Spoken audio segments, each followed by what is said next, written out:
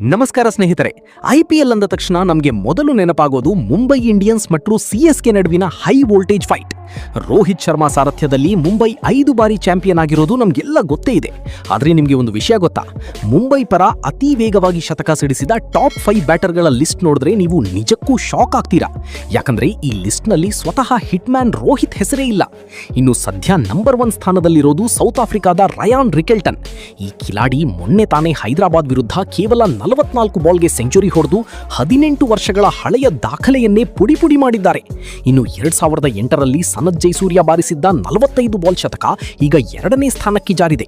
ವಿಶೇಷ ಅಂದ್ರೆ ನಮ್ಮ ಯುವ ಆಟಗಾರ ತಿಲಕ್ ವರ್ಮಾ ಕೂಡ 45 ಎಸೆತಗಳಲ್ಲಿ ಶತಕ ಸಿಡಿಸಿ ಜೈಸೂರ್ಯ ದಾಖಲೆ ಸರಿದೂಗಿಸಿದ್ದಾರೆ. ಇನ್ನುಳಿದಂತೆ ಕ್ಯಾಮರೂನ್ ಗ್ರೀನ್ ಮತ್ತು ಮಿಸ್ಟರ್ 360 ಸೂರ್ಯಕುಮಾರ್ ಯಾದವ್ ಕೂಡ ಈ ಪಟ್ಟಿಯಲ್ಲಿದ್ದಾರೆ. ಮುಂಬೈ ಬ್ಯಾಟರ್ಗಳ ಈ ವೇಗ ನೋಡಿದ್ರೆ ನಿಜಕ್ಕೂ ಎದುರಾಳಿ ಬೌಲರ್ಗಳಿಗೆ ನಡುಕ ಗ್ಯಾರಂಟಿ. ಸ್ನೇಹಿತರೆ, ನೀವು ಕೂಡ ಕ್ರಿಕೆಟ್ನ ಅಭಿಮಾನಿಯಾಗಿದ್ದರೆ ಈ ಲಿಸ್ಟ್ನ ನಿಮ್ಮ ಫೇವರೇಟ್ ಆಟಗಾರ ಯಾರು ಅಂತ ಕಮೆಂಟ್ ಮಾಡಿ. ಧನ್ಯವಾದಗಳು.